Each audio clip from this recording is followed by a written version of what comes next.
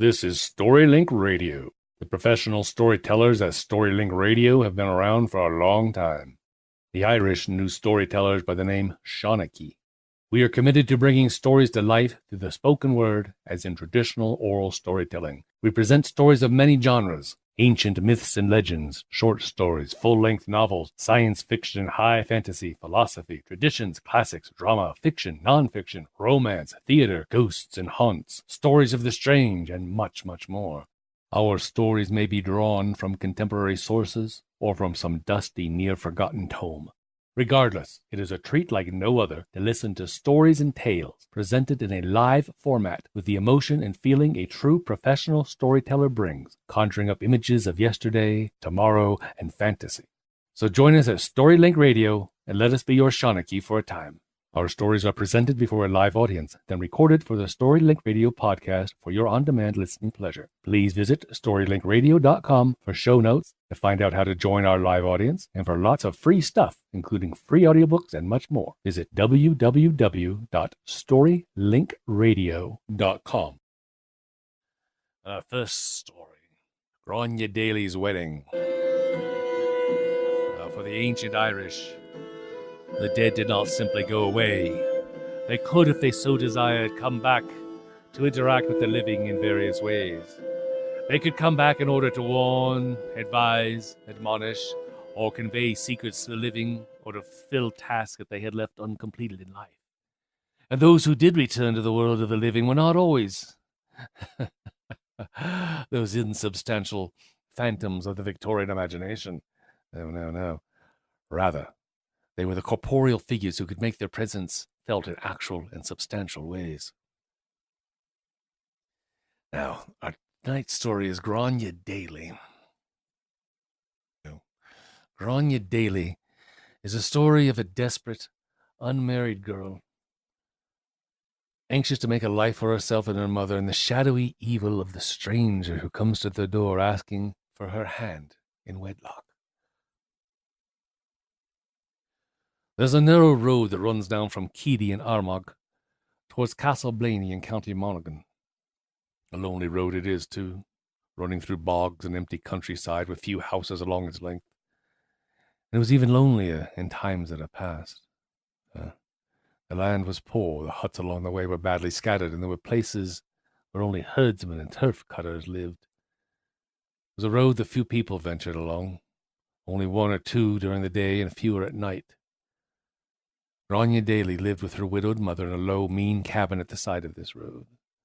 Her father had been a hedger and a turf cutter, not a nerf herder, a turf cutter. Yes, but her father sadly was long since dead, and now her mother got by as best as she could. Mrs. Daly was a seamstress by trade, and she sewed a few things for whatever gentry lived round and about and kept hens, selling the eggs at the market.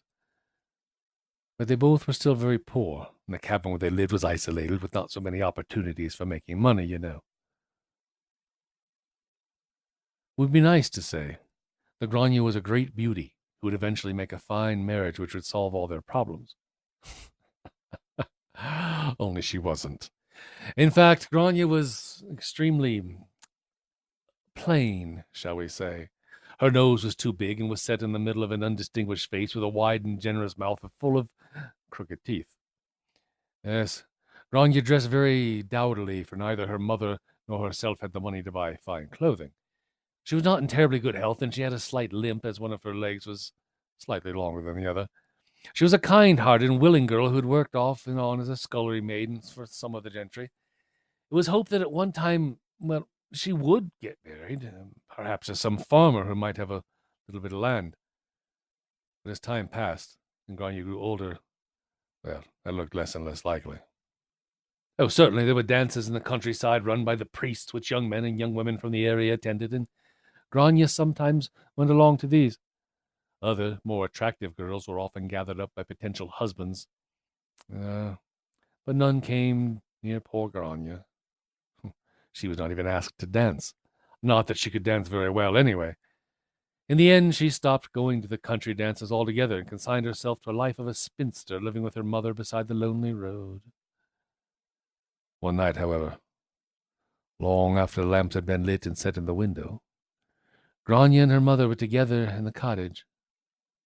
Mrs. Daly was doing some sewing, and Grainne herself was dozing a little in front of the fire before going to bed.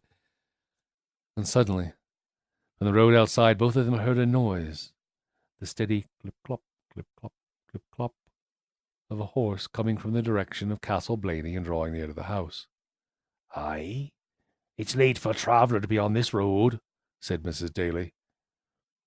"Maybe it's someone who's got lost, looking for somewhere to lodge for the night." And as she spoke, the horse appeared to draw level with the house and came to a stop. "Aye, or maybe he's stopped here to ask directions, There were more sounds from outside. Then someone struck the door. A series of loud and ringing blows. "Should we answer it, Mother?" asked Grainne in fright. "There might be robbers skulking about this late hour." She had heard the stories of the highwaymen who supposedly prowled the lonely roads locally in search of any loot they could steal. Her mother, however, got up and went over to the door. "Aye, Grainne dear, it's simply some lost wanderer. We must show them Christian hospitality. If you show charity to your neighbours, nothing can harm you." And she pulled the bolts on the door and opened it. Now outside it was not completely dark, but the light was very poor. A few stars sparkled in the light as the last rays of the sun fell beyond the horizon. Mrs. Daly couldn't really make out the figure who stood in front of her house, for he seemed to be little more than a huge and menacing shadow. He was dressed in a very old-fashioned style, knee breeches, a heavy dark traveling cloak, which he had wrapped around him against the wind, and which was fastened about his throat with a large and ugly brooch. Yes, but what caught her eyes was a great wide-brimmed hat, long out of fashion, which threw most of his face in the darkness. Yet she was conscious of his eyes. Yes, those eyes which glinted like evil jewels under the brim of his hat. As she opened the door, he stretched out a hand cased in a metal gauntlet to greet her. "Is this a home of Grainne Daly?" he asked in a voice that seemed to come from the very depths of the earth itself. "Or am I mistaken?" Mrs. Daly stood back, surprised by such a fantastic figure and by his question. "Aye, you're not mistaken, sir. This is indeed Grainne's home, and I am her mother, but who are you?" For a moment, the figure did not answer. "My name is Thady Walsh, and I own some land over in Killycard in the County Monaghan.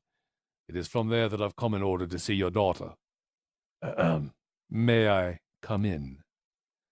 Despite his fearsome voice, he spoke civilly enough, and Mrs. Daly opened the door a little wider, allowing him to enter. "Oh, yes, right. Come in, and right welcome.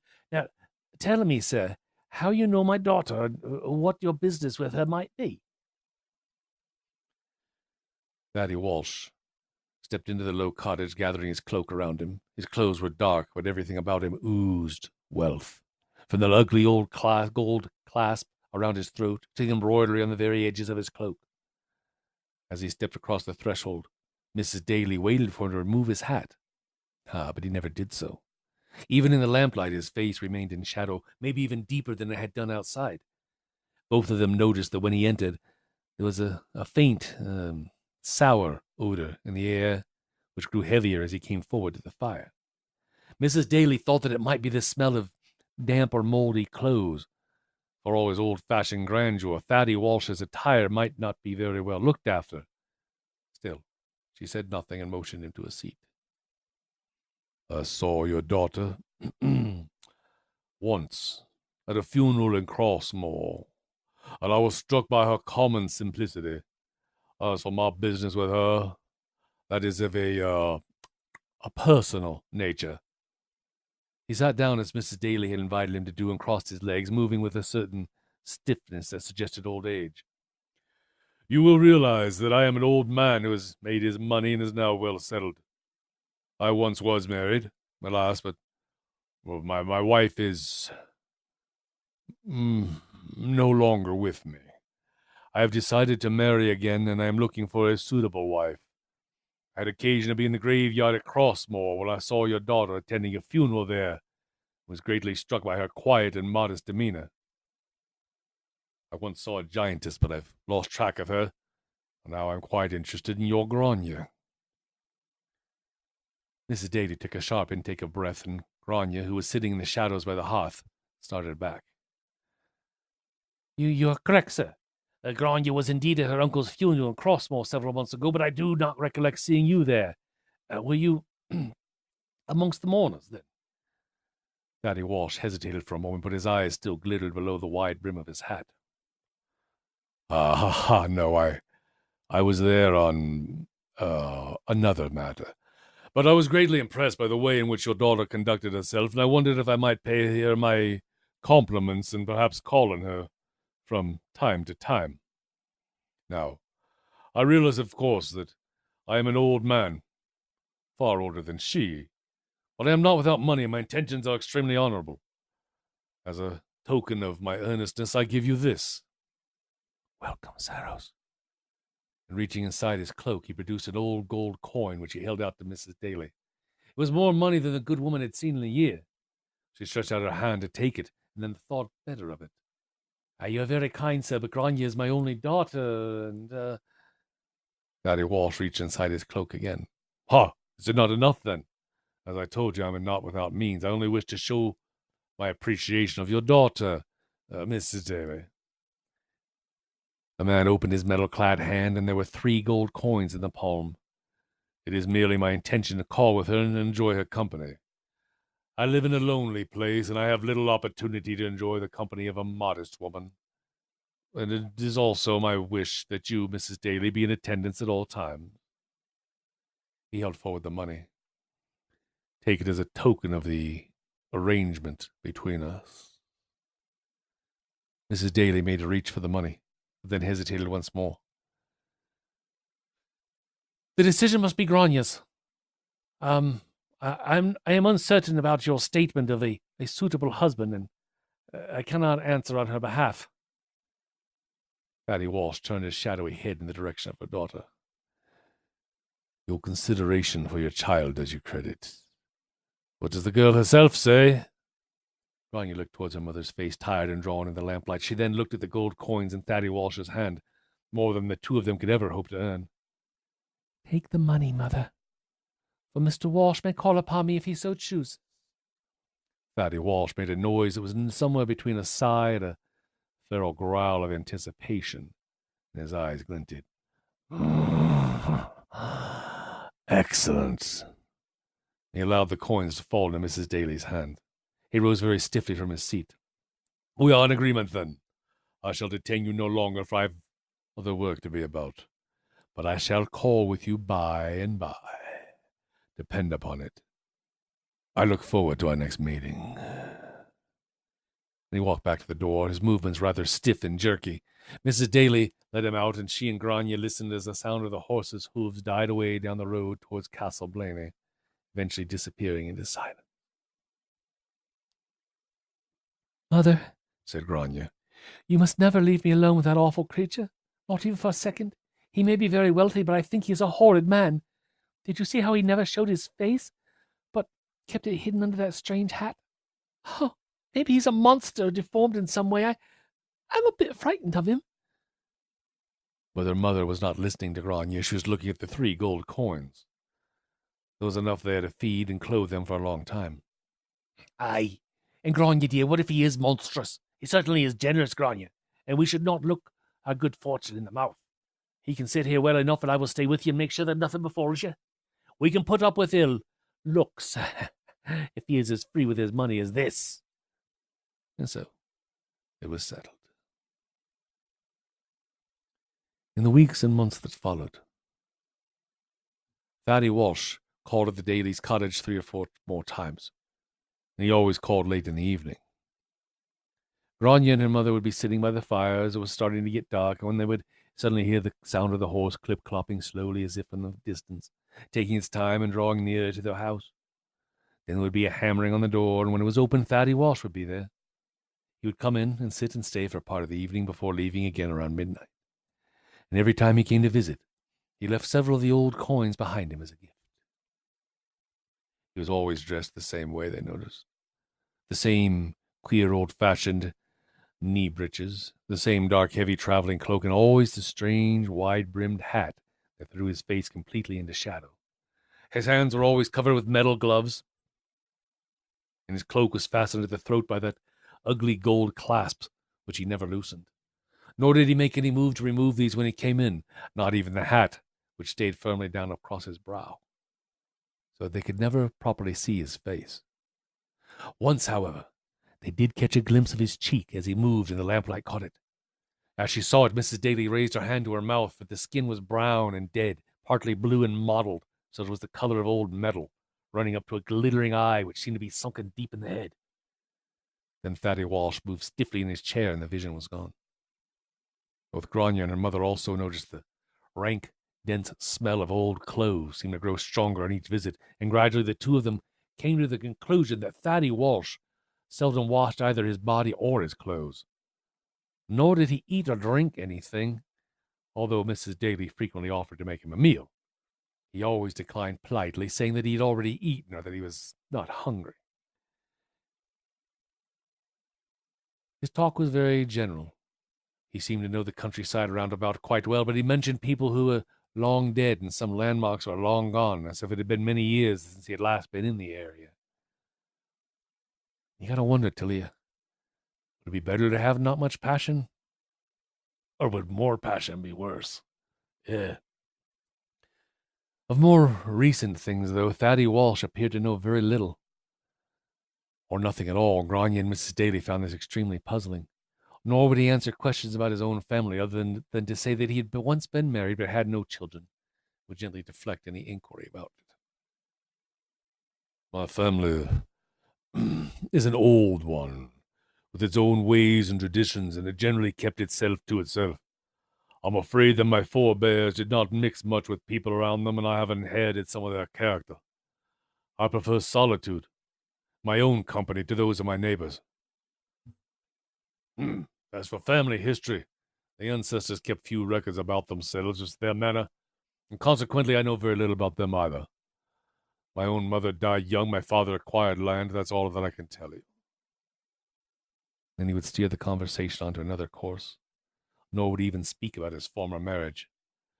Ha! It is still a matter of great pain to me.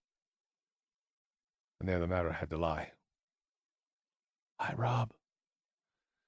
When he had gone, Mrs. Daly would gather up the money that he had left behind. All of it was in old gold coin, long out of common circulation, and therefore quite valuable. In fact, so valuable were these coins that she's sometimes able to get a little more than their face value, and consequently she and Grainne were able to build up a little nest egg for themselves. There seemed a small price to pay for putting up with the awful Thady Walsh for a few hours on occasion. This arrangement, however, was not destined to continue. One evening when Thady Walsh called, he seemed stiffer than usual, and he had difficulty even in sitting down in a chair. Though my visits here have been most pleasant, I'm afraid they can no longer continue. I have grown too old and too frail to travel the long distance between here and Killicard, and I must remain at home from now on. Grainne and Mrs. Daly exchanged looks of relief, for quite frankly, his somber presence and stale smell, was starting to annoy them. But this is a ghost story, isn't it? And so they were not prepared for his next comment. When I first came here, I mentioned to you that it was my intention to take a wife, that I'd always looked upon Grainne very favorably. It's now my intention to ask her to become my wife, and to come and live with me in my abode over in County Monaghan. As you will have gathered, I'm a man of some means, and I can well provide for her and for yourself, Mrs. Daly, if she will do me the honor. The two women looked at each other in fearful astonishment. Let me assure you, you will both be well provided for. I realize that this has come as some surprise to you both, and the Grainne may wish to consider it for a time. I can give her 1 week, and I must then have her answer. But my time grows short, my body grows frail, and my next visit here will certainly be my last. This is a good offer, and one which is heartfelt. I am old, and am set in my ways, but I beg you not to dismiss such an offer lightly. He spoke more passionately than either of the women had ever heard him do before. I shall leave you to consider my proposal. And he got up with some difficulty, his glittering eyes fixed squarely on Grainne. Grainne, I am a man who is used to getting his own way. As the sound of the horse's hoofs faded into the dark, the two women looked at each other. Grainne made a face. I will never marry that dreadful creature. I would sooner die. Yes, but her mother, her dear loving mother, was looking at the gold coin that Thady Walsh had left for them on the mantelpiece. Now, Grainne, darling, let's not be too hasty. Certainly he may be old and ugly, but he's wealthy. Didn't he say that he owned acres of land round about? That he had plenty of money to put by? He's old and frail, he says so himself. He may not be in this world all that much longer. When he was gone, you would inherit all as his wife, don't you see? It might be a good return for a year or so of living with him, for he can't last all that much longer, certainly not by the look of him. But Grainne was still unconvinced. However, she was wise enough to realize that she stood no chance of getting a better offer amongst the farmers, young or old, of the local countryside. I'll think about it. But see what you can find out about who this terrible creature is, Mother, and if he indeed comes from money and property. Ask the local priest. The clergy know everything. In fact, now that events had taken such a serious turn, Mrs. Daly had already resolved to do this. And so she went to the local priest, Father Cashman, whom you may remember from our stories back in September. And Father Cashman, she asked him if he knew anything about Walshes of Killycard over in County Monaghan. The elderly priest shook his head. I've never heard of any such family, but I can certainly make enquiries for you among some of the other priests. It may take a little time, though. Mrs. Daly said that she would wait and return home. Now, the more they thought about it, the more Thady Walsh's offer seemed like one they couldn't really refuse. Mrs. Daly was too old and was not in good health. If she died, how would Grainne fend for herself? Thady Walsh had given them enough money to last them for a while, but it mightn't last forever. Certainly not long after she was dead. Perhaps it was better for the girl to marry the old man and to go live with him. After all, she had no other suitors. And so when the slow-moving horse came down the road from Castle Blaney, direction at the edge of an evening, a week later, clip-clop, clip-clop, clip-clop, Grainne's mind was made up. She told Thady Walsh that she would indeed marry him. Now, if Thady was overjoyed at the news, he gave a little sign. It's done then, he said. I'll go and arrange the wedding and make arrangements to convey you to my country where we can be wed. Mrs. Daly looked at him curiously. Well, yeah, surely Grainne will be married in her own church amongst her own people. I've already spoken to Father Cashman on the matter. He's more than willing to marry you both. But Thady Walsh held up a gauntleted hand. No. I've told you that my family is an old one, and a trifle peculiar in its ways. We have always been married in our own country. There's no need to trouble your Father Cashman. I have a brother who is a priest himself who will perform the ceremony. This is the way it's been done in our family for generations. Oh, but it's a long way for me to travel, exclaimed Mrs. Daly. I have no way of getting to Killycard unless you come and fetch me. Thady Walsh laughed deeply and unpleasantly. Oh, Mrs. Daly, the marriage will not be taking place in Killycard, but in Mucknow, where my family is involved in the local church. This is where my brother will conduct a service for members of my family only. As I told you, we have always kept ourselves to ourselves, and this is our way. We do not welcome outsiders at our ceremonies. But I am Grainne's mother. I want to see my daughter married.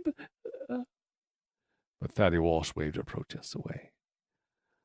Alas, Mrs. Daly, I can make no exception. You see, this is the way it has been done with us. You will receive payment for your daughter by and by, but you may not attend the wedding. Now, we will be married 2 days from today, for I am anxious that the wedding will take place as quickly as possible. and I shall send some of my serving men to fetch Grainne. They will come before nightfall to bring her to the church where I'll be waiting for her. I shall send you some money by the way of a marriage dowry presently. Then he waved away all objections, rising stiffly from the chair. Make sure she is ready when my men call for her. And there is no need for there's no need for any grand show or wedding dresses. My family is a simple one, and plain in their ways. The best dress that she has will suffice. Good night, Mrs. Daly. I shall await your daughter in the church at Mucknow. With that, he went out into the night. And the next day, both Grainne and her mother were beside themselves with worry. Mrs. Daly went down to the parochial house to see Father Cashman, but he was away in County Monaghan and would not be back for 2 days. The day of Grainne's wedding drew closer, and her anxiety increased. On the evening of the second day, Grainne had no other option but to put on her best dress and await Thady Walsh's servants. Father Cashman still had not returned, though his housekeeper expected him back sometime that evening. Just before 10 o'clock, there was a hammering on the Daly's door, and opening it, Mrs. Daly found 4 small men standing there. They were all dressed in black, their faces unutterably pale, with black Van Dyke beards and hard, glittering eyes, just like Thady Walsh himself. They spoke no word, but motioned Grainne to come with them, beckoning her to the queer, old-fashioned litter, which was surrounded by dark and heavy curtains. She went with them, and she climbed into it, pulling the curtains behind her. And that was the last that her mother saw of Grainne. The little men lifted the litter and carried it off down the road towards Castle Blaney, whilst her mother stood at the door waving. Now, they were not gone more than an hour when Father Cashman arrived at the door, his horse sweating. He had ridden all the way from County Monaghan at full gallop. Mrs. Daly, I've asked everywhere around Killycart. There is no Walsh family in the area. However, I spoke with Father McKinnon, who's an old man now, and he remembers a story of a family of that name who had land in the area, but they allegedly came from Mucknow. They were a dark and evil family, he said. One of them was an unfrocked priest who had been expelled from the church because of some hideous sin. Thankfully, Father McKinnon said that their line had long died out in the countryside and that all of them were dead. Mrs. Daly gazed at him in horror. Mucknow? Aye, that is where this Thady Walsh said that his family attended church. That's where he has taken Grainne to be married. And he said that... he said that he had a brother who was a priest and he'd perform the ceremony there. Father Cashman frowned. Aye, there's no church in Mucknow. Only an old roofless ruin above the low that hasn't been used for over a century. How can it be that Grainne is to be married there? There's only... Aye, there is only a graveyard there. Mrs. Daly threw her hands to her face in sheer terror. The dead! Oh, Father, can it be? This Thady Walsh is no more than a corpse. He has taken my Grainne with him. Oh, what have I done? Oh, is my dear child to be married to a stinking cadaver? Father Cashman stepped back, touched by the horror that she was feeling. Aye, I've heard of such things in remote mountain parishes, Mrs. Daly, where men and women sometimes marry dead creatures, but I never thought. Oh, I will ride to Mucknow now, and I'll find out what's going on. If it's as we suspect, that it's not God's will that the living and the dead be joined together in matrimony. But Mrs. Daly had collapsed into a quivering heap, her mind gone with the horror of it all, a condition from which, sadly, she never recovered. Father Cashman galloped through the night, down the Castle Blaney road with only a bright moon to guide him. Sensing his anxiety, the horse went as fast as it could, and soon they were approaching Log Mucknow, lying placidly under the stars. On the rise above the tranquil waters lay the ruined church, its roof open to the sky. And yet as Father Cashman approached, he was aware of strange lights that came and went amongst the tumbled walls. Reining in his horse, he leapt to the ground, and although his heart was in his throat, Father Cashman ran forward into that ruin. The roofless church lay quiet. At the far end, with a southern gable poked up, Father Cashman saw what seemed to be an open door, although he knew that there was no door there. An eerie and putrid light tumbled out to illuminate the briars and bushes which had grown up in the main body of that derelict church. And in this light, the priest thought that he could see figures moving. He ran forward through the long grasses, and as he approached, the light blazed forward, lighting up the tumbled stones and moss-covered walls of the fallen building. The priest found himself looking into a great hall, which had been hung with tattered pendants and banners. Here a table made of polished wood had been placed, and on it were the ruins of a grand feast, amongst which now rats and crows came and went. Nevertheless, around this table sat several indistinct shapes, blurred by that horrid light, but visible all the same. It was the far end of the hall that drew Father Cashman's attention, for there was a great four-poster bed, with old and heavy drapes around it, and at its foot stood what he guessed must be Thady Walsh. Oh no, Mike, we might be getting the vision that you so vividly called up there. The creature had removed its traveling cloak, and now stood in a surcoat of faded velvet which matched his faded knee breeches. He had also taken off his wide-brimmed hat to reveal his face in the graveyard light. The skin was livid, was stretched taut across the skull, was streaked by veins of blue and mottled with mold. Part of a cheek had begun to fall in on itself, and the lips were starting to draw back, revealing rotten teeth below. The hair had all but gone. Only a few strands hung down across that ghastly face, and the bridge of the nose was now starting to decay and fall away. Only the great eyes, well sunken in the head, burned with a bright and terrible fire, as they fixed on the priest standing in the open air at the other end of the hall.